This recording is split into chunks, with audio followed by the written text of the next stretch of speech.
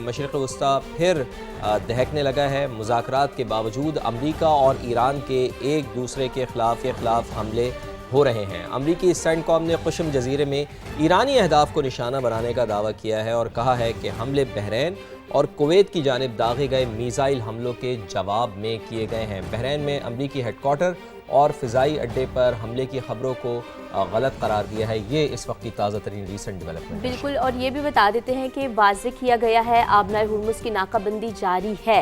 अमरीकी फ़ौज ने बोत्सवाना के परचम बरदार ऑयल टैंकर को रोक लिया। गैर मुल्की मीडिया के मुताबिक ऑयल टैंकर ईरान के जजीरा खारिक की जानिब जा रहा था। बिल्कुल, अब तो देखते हैं कि ये मामलात आगे कैसे बढ़ते हैं, चूँकि ये कोई अच्छी बात नहीं है कि एक दूसरे के ऊपर हमले किए जा रहे हैं और एक ऐसे वक्त में किए जा रहे हैं कि जब पैरेलल आपके मुज़ाकरात भी जारी हों, तो यकीनन ये कोई अच्छी खुशी की बात नहीं है, कोई खुशी की खबर नहीं है।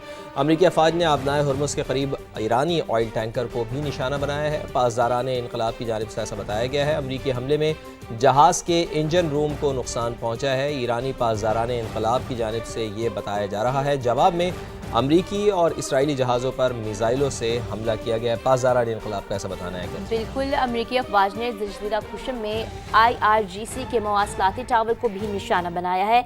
हमले के जवाब में फिफ्थ फ्लैट हेडक्वार्टर हेलीकॉप्टर्स को भी निशाना बनाया गया है।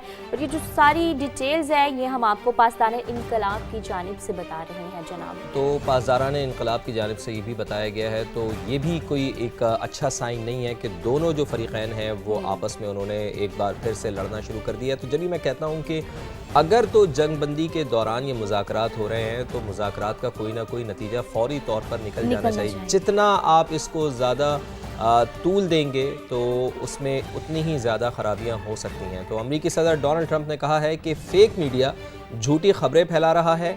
ईरान और अमेरिका की बातचीत कई दिनों से मुसलसल जारी है। यानी अमरीकी सदर ये कह रहे हैं कि जो वहाँ पर रिपोर्ट हो रहा है, कुछ मीडिया के ऊपर वो तनकीद कर रहे हैं कि वो फेक न्यूज़ फैला रहा है, इसी वजह से कि मुज़ाकरात शायद तातुल का शिकार है, मुज़ाकरात ख़त्म हो गए, ऐसी खबरें आ रही हैं अमरीका में।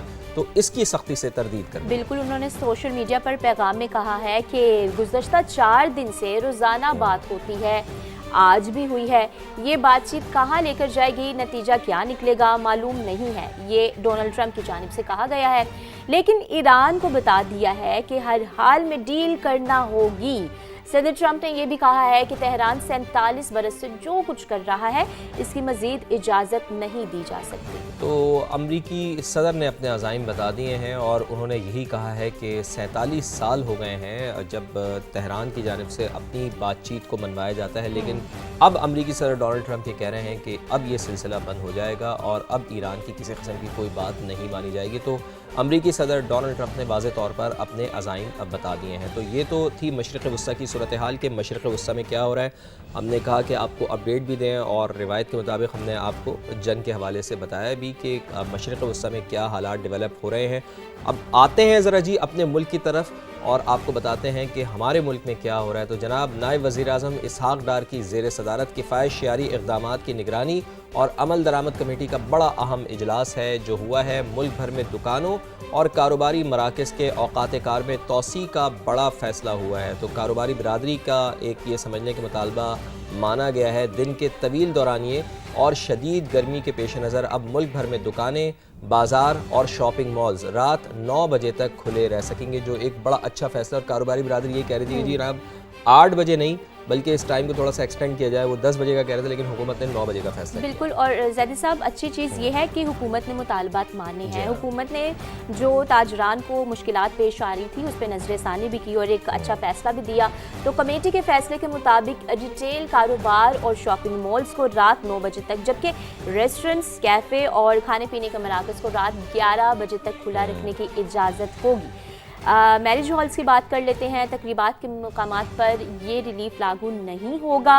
और वो बदस्तूर रात 10 बजे बंद कर दिए जाए। नहीं, ये एक अच्छी बात है कि जो शादी हॉल्स हैं वो उनको रात 10 बजे तक ही बंद होना चाहिए, 11 बजे तक, 12 बजे तक। वैसे तो कराची में ये कल्चर नहीं है कि रात 10 बजे बंद हो जाएँ। वो के SOPs तो हैं लेकिन वहाँ पर अमल दरामद नहीं होगा। लेकिन कम से कम पंजाब में ये अच्छी बात यह है कि लाहौर में अच्छी बात यह है कि मैं जितनी भी शादियों में गया हूँ वहाँ पे 10 बजे शादी हॉल्स बंद हो जाते हैं। ये एक वाकई बहुत अच्छा कल्चर है।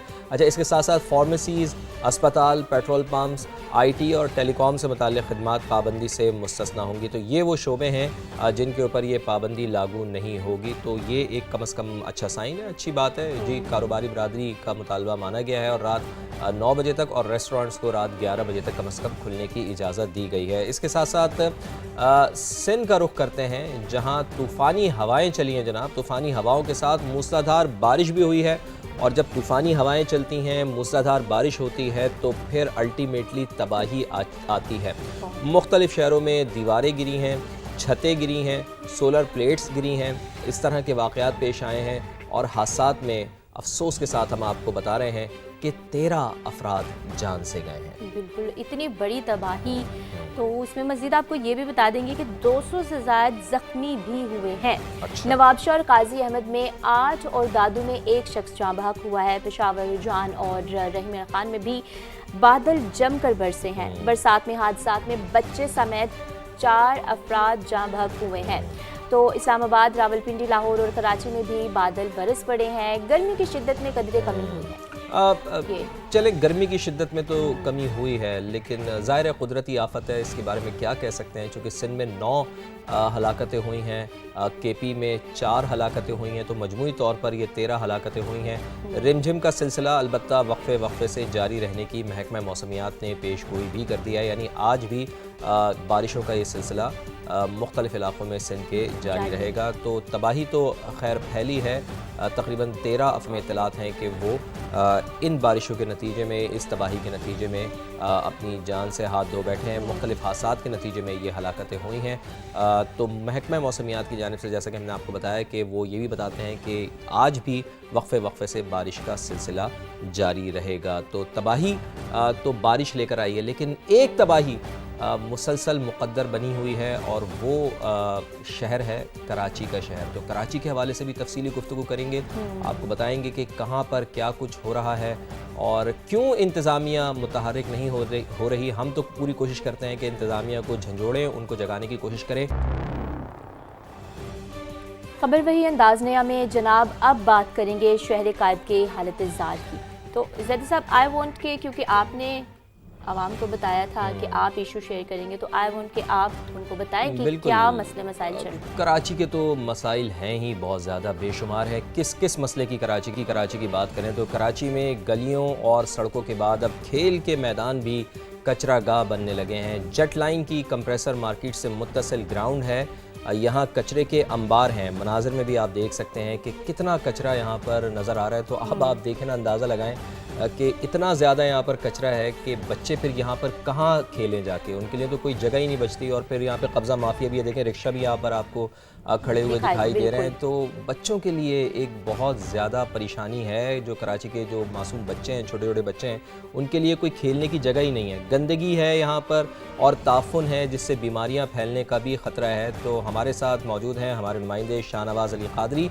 जो रोज़ाना ही कोशिश करते हैं कि इंतज़ामिया को जगाया जाए। तो शाहनवाज़ अली कादरी की तरफ चलते हैं। शाहनवाज़, बहुत अच्छा काम आप कर रहे हैं कि कम से कम कराची के मसाइल आप उजागर कर रहे हैं और हम ये उम्मीद रखते हैं कि आप जिस तरह से मसाइल की तरफ तवज्जो दिला रहे हैं हुकूमत को, इंतज़ामिया को, तो कम से कम इंतज़ामिया ज़रूर जागे। तो अभी आप चूँकि जेट लाइन में मौजूद हैं, कंप्रेसर मार्केट से मुत्तसिल ये ग्राउंड है, मैं सिर्फ ये कहना चाह रहा हूँ कि एक तो हम ये देखते हैं कि कराची की शाहराहों पर कचरा है, घरों के बाहर कचरा है और अब ये कचरा निकल कर जो पार्क्स हैं, खेलों के मैदान हैं, वहाँ तक जा पहुँचा है।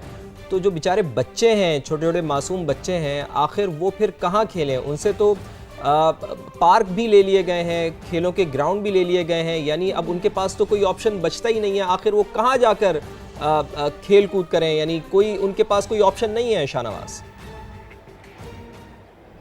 फवाद, जैसा कि आपने भी कहा कि हम तो रोज़ कोशिश करते हैं कि इंतज़ामिया को जगाएं, और ये जगह यकीनन आपने ज़रूर देखी होगी। ये बिल्कुल, जेट बिल्कुल। लाइन का वो इलाका है जो पसमानदा इलाका है, हम्म। और यहाँ पर जो गलियों में भी कचरा है, जब वहाँ से नहीं उठ रहा तो जो शहरी हैं वो लाके कचरा यहाँ पर ग्राउंड में डाल रहे हैं। और ये आपको अगर फुटेज में नज़र आए या दिखा सके मेरे कैमरामैन, यहाँ पे एक बच्चों के खेलने के लिए पिच बनी हुई है। बच्चे कहाँ खेलें, क्योंकि कचरा सारा यहाँ पर मौजूद है। कब्जा माफिया ने रक्शे यहाँ पर खड़े किए हुए हैं, तो सूरत हाल खासी जो है ख़राब होती हुई नज़र आ रही है। 23 अरब रुपए का जो बजट है वो मिलता है सिंध सॉलिड वेस्ट को सिर्फ कचरा उठाने का, और अगर हम एक यूसी की बात करें तो 1.5 करोड़ रुपए जो है एक यूसी लेता है सिर्फ कचरा उठाने के लिए। लेकिन पैसा कहाँ जा रहा है, काम क्यों नहीं हो रहा, मुर्तज़ा वहाब कहाँ है, कोई इस बताने को तैयार नहीं है। और ये सिर्फ एक इलाका है, एक यूसी की कहानी है, और पूरे शहर में आप विजिट करने निकल जाएं, आपको ऐसे ही जो है कई मनाजिर मिलेंगे जहां पर कचरों के ढेर लगे हुए हैं और कोई उठाने वाला नहीं है और कोई बताने वाला भी नहीं है कि आखिर कचरा उठ क्यों नहीं रहा। और इसके अलावा जो पैसे हैं वो लिए जाते हैं, यूटिलिटी बिल के अंदर जो है चार्जेस लगकर आ रहे हैं, लेकिन वो पैसा कहाँ जा रहा है कोई बताने को तैयार नहीं है। बिल्कुल आपकी बात सही है कि यूटिलिटी बिल्स के ज़रिए पैसे तो लिए जाते हैं। सिंध सॉलिड वेस्ट मैनेजमेंट 23 अरब रुपए तो ले रहा है, लेकिन वो पैसे कहाँ जा रहे हैं, शायद वो जेबों में ही जा रहे हैं। इसीलिए हम ये देख रहे हैं कि कराची के मैदानों का भी ये हाल है कि वहाँ पर कचरा बहुत ज़्यादा जमा हो मतलब चुका है। चार्जेस हैं लेकिन कारकर्दगी नहीं है। बिल्कुल जनाब, शाहनवाज कादरी आप हमें अपडेट कर रहे थे, बहुत शुक्रिया आपका।